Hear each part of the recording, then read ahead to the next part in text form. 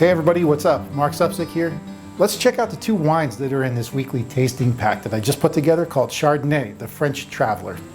This here is from Domaine Sangouard-Guyot, and it's from the subregion called Pouilly-Fuisse, which is right in the heart of Burgundy. This winery has been making wine in Burgundy for over 200 years now, and it's named after the two families that co-own it.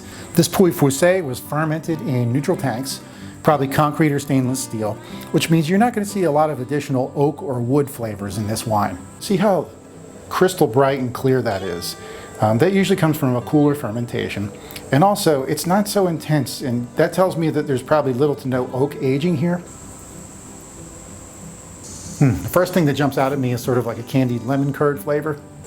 Give it a swirl, get those aromas all worked up.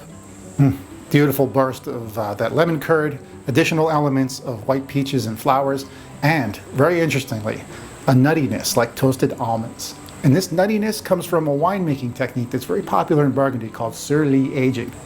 And of course, let's taste the wine.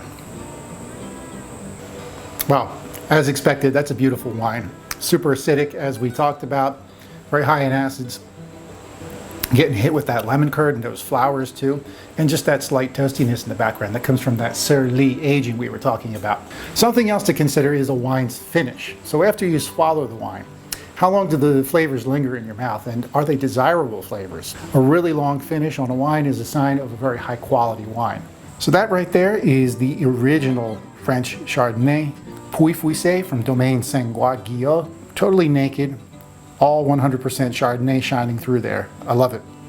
Thanks so much for checking these out with me, and I hope you get a chance to taste them for yourself. Come on over and join us for this weekly tasting pack. I'll see you there. Cheers.